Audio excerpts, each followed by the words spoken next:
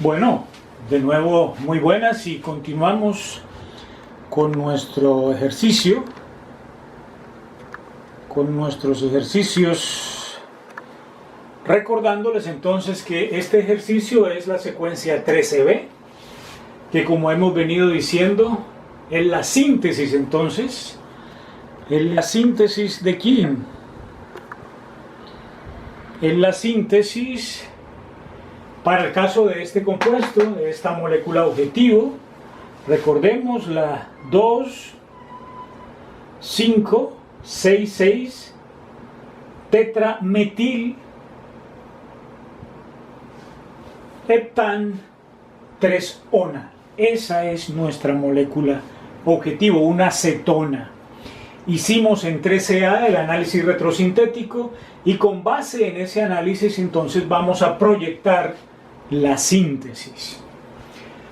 Bueno, si ustedes tienen ahí a mano el análisis retrosintético pueden consultarlo, y uno de los fragmentos principales, el fragmento que va a constituirse en el ion enolato, lo obteníamos iniciando del isopropanol. Entonces vamos a hacer ese ejercicio. ¿Listo? Situémonos entonces en el ejercicio y vamos a empezar con el isopropanol. Vamos a decir entonces en primera instancia, ese isopropanol vamos a tratarlo con, como hemos venido haciéndolo, ácido bromhídrico, bromuro de sodio, para obtener entonces el correspondiente haluro de alquilo, para el caso el bromuro de isopropilo. Los haluros de alquilo los estamos obteniendo porque justamente nos sirven para obtener los reactivos de Grignard, que si recordamos tenemos que agregar magnesio, éter anhidro, éter absolutamente seco y yodo. Esos son los reactivos de Grignard para obtener entonces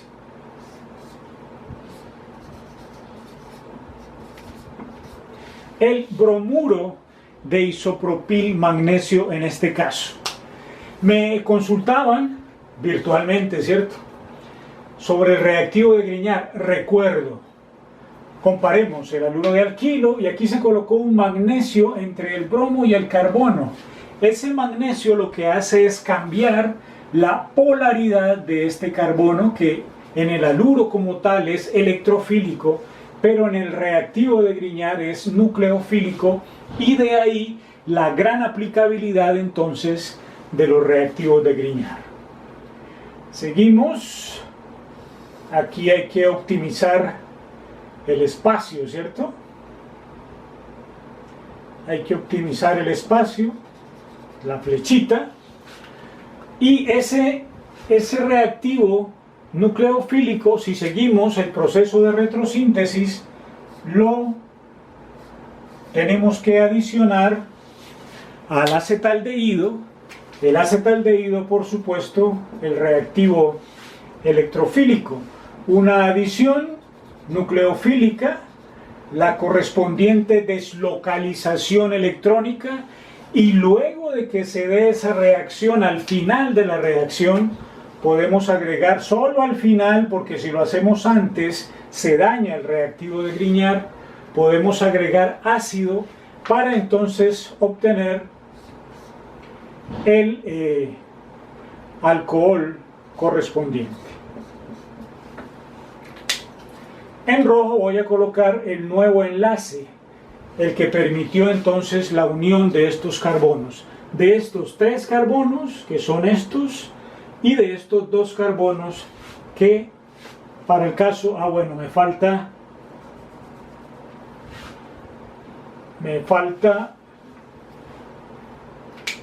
uno, pero bueno, ya lo había colocado ahí y coloqué el alcohol. Estoy hablando de ese compuesto. Ese compuesto entonces vamos a oxidarlo. ¿A qué lo oxidamos? Lo oxidamos, por supuesto, a la correspondiente cetona en este caso, ¿no? Empleamos permanganato de potasio y entonces el compuesto lo podemos oxidar, como decíamos, a la correspondiente cetona. ¿Para qué? Porque necesitamos formar los iones enolato, y esos iones enolato, para formarlos vamos a basarnos en la presencia de hidrógenos unidos a un carbono que está en posición alfa al carbonilo. Como vimos anteriormente, esos hidrógenos tienen una importante acidez y entonces esos hidrógenos se pueden tratar con alguna base como etóxido de sodio. Ese etóxido de sodio pues reacciona sobre esos protones y entonces podemos ir colocando acá lo que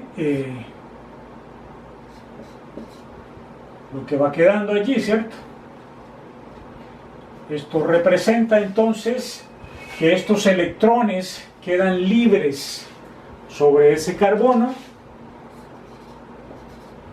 Esto puede empezar a resonar, a moverse, y eso le confiere estabilidad a esa molécula, y hablamos entonces de los iones enolato, que por supuesto ya hemos venido hablando en otros ejercicios, los iones enolato. Si hay alguna duda, por favor, repasar. Y este es el reactivo nucleofílico, de la reacción, esos iones enolato. ¿Y a quién se va a unir esos iones enolato? Al electrofílico, que es esta cetona, que es el otro fragmento de acuerdo con el análisis retrosintético. ¿De dónde podemos obtener esta cetona? Si nos devolvemos allá, podemos obtenerla del bromuro de terbutilo, que a su vez puede obtenerse del terbutanol, parecido a lo que hicimos aquí. Cuando se obtiene ese anuro, el bromuro de terbutilo, se coloca a reaccionar con los reactivos de Grignard, eteranhidro, magnesio y yodo, para obtener el bromuro de terbutil magnesio, reactivo nucleofílico, que a su vez vamos a colocarlo a reaccionar con el acetaldehído, que es el reactivo entonces electrofílico.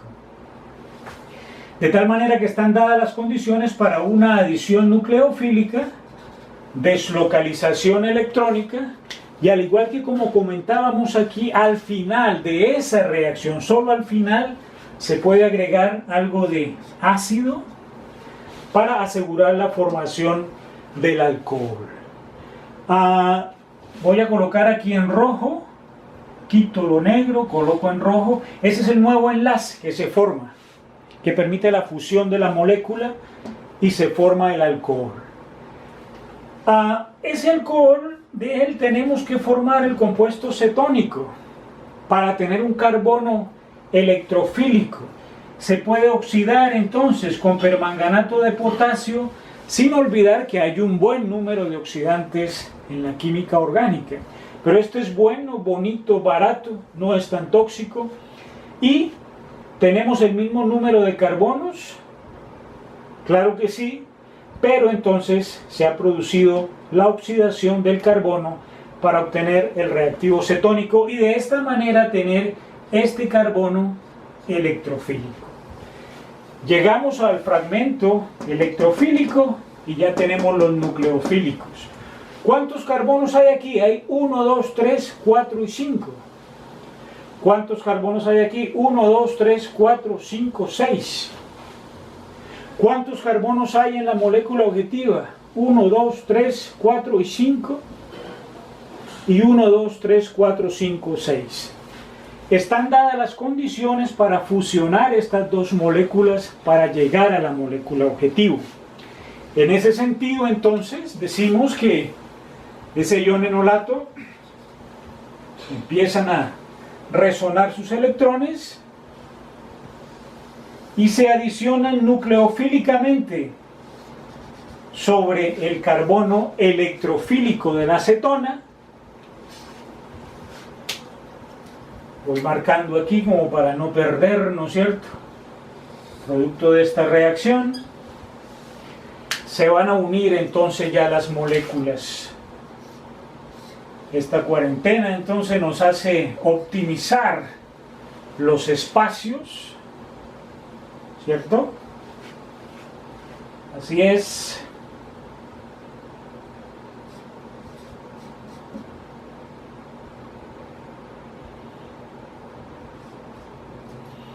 Este será el nuevo enlace en rojo que se une aquí. Este será este carbono, un carbono allá, y por el otro lado, que no se nos vayan a perder carbonos. Ahí están todos, ¿cierto? 4, 5, 6, sí, ahí están todos. Listo, se adiciona, se deslocaliza electrónicamente, queda en forma de alcóxido. Al final de la reacción un poquito de ácido y obtenemos entonces un compuesto ¿de qué tipo? Un compuesto carbonílico beta hidroxilado, como los que teníamos en ejercicios anteriores. Eso se puede tratar con ácido fosfórico y se produce la deshidratación, la pérdida de agua de esa molécula. Y esa pérdida de agua de esa molécula conduce entonces a la formación de un doble enlace. ¿Cierto? Aquí se formó el doble enlace, esa pérdida, esa deshidratación de esa molécula. Ahora, para llegar a la molécula objetivo, entonces tratamos a este compuesto carbonílico alfa beta insaturado, lo tratamos con hidrógeno en presencia de paladio, níquel, raney, y de esa manera entonces se hidrogenan estos carbonos, produciendo entonces la molécula objetivo. Tenemos entonces la síntesis general de esa molécula basada en el proceso retrosintético obtenido anteriormente. Gracias por su atención.